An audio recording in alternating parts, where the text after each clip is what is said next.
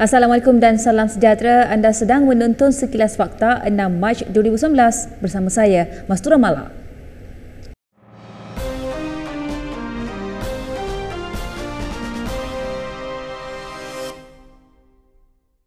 Setiausaha Agung BN Datuk Seri Nazri Aziz mengumumkan beliau sudah mengubah fikiran tentang kerjasama PAS dan UMNO selepas mempertimbangkan survival politik kedua-dua parti. And I want to say that I'm 100% behind Tok Mat dalam usaha dia menganjurkan UMNO PAS union. I know I was very much opposed to it, but I want to say now I support 100%. And I want to apologize to all the Malays and Muslim in Malaysia, whether they are past members or past sympathizers. I want to apologize to them for the various years when I was adamant that we should not work with PAS for the sake of BN multiracialism. But I've changed my mind. So I've made a political mistake, and I really want to see that UMNO and PAS will pursue this. Dalam pada itu, Datuk Seri Nazri juga memutuskan untuk tidak hadir ke mesyuarat BM itu Jumaat ini kerana tidak mahu mengganggu perjalanan mesyuarat itu. I will not attend. I want to make sure that they attend the meeting. They attend the meeting. And I want to clarify one thing. I have never, when I was BN, Sekjen, I never attack anybody, any parties. If you look properly, I never. Bila saya cakap tentang vernacular school tu, saya cakap tentang umum. Saya tak kata MC, MSC, saya kata umum. Umum kalau dipersoalkan. Jadi saya pun heran mengapa MCA dan MSC terasa saya tidak cakap tentang dorang. Saya cakap tentang umum. Ya, jadi apabila mereka serang saya jawab, I responded lah. Because they attacked me personally, so I responded personally. And I want to also tell some of those who disagree with me, saying that I make my own statement, does not represent UMNO, does not represent BN. First, I want to say, I never said I'm speaking as BN Sekjen. Never. Number two, whatever I said, semuanya dasar parti. Pertama sekali saya kata, kalau apa saya nak bubar, nak keluar lah. Yang tu Tok Mat pun kata.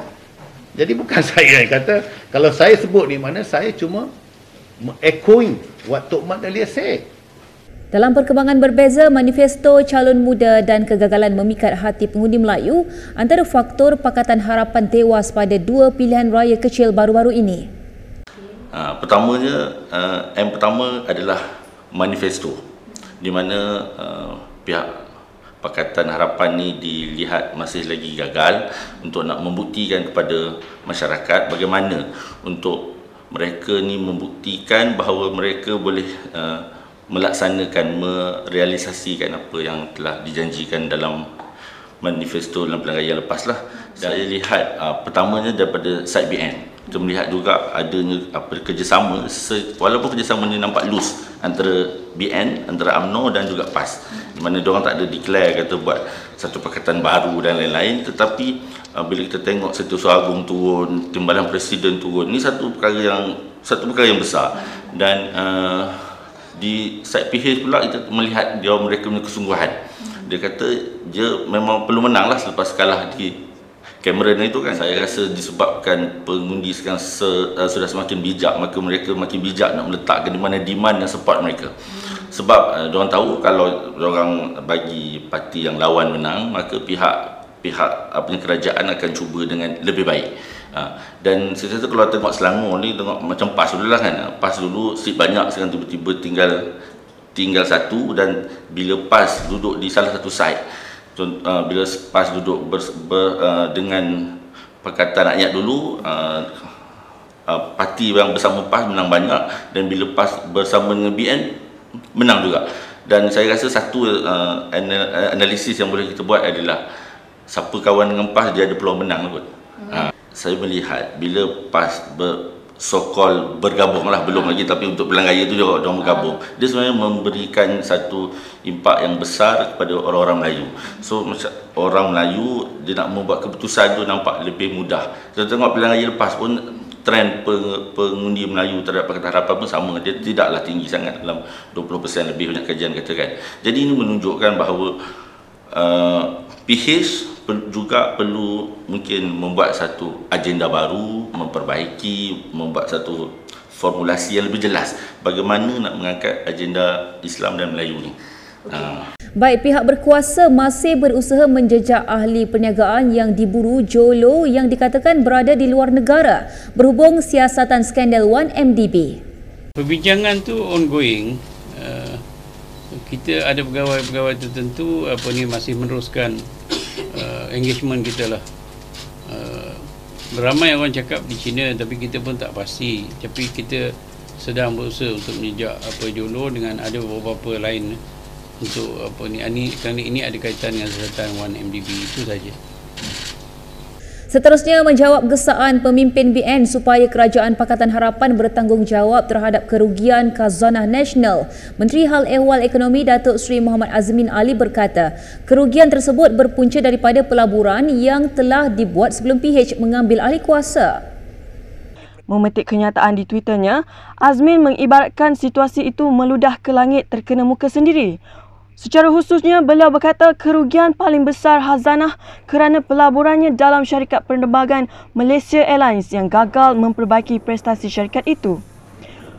Meskipun benar khazanah melaporkan kerugian 6 bilion ringgit yang disebabkan oleh pengurangan nilai aset syarikat yang meningkat kepada lebih daripada 7 bilion ringgit, kata Azmin ini berpunca daripada semakan semula aset dan pelaburan yang telah dibuat sebelum kerajaan baru mengambil alih.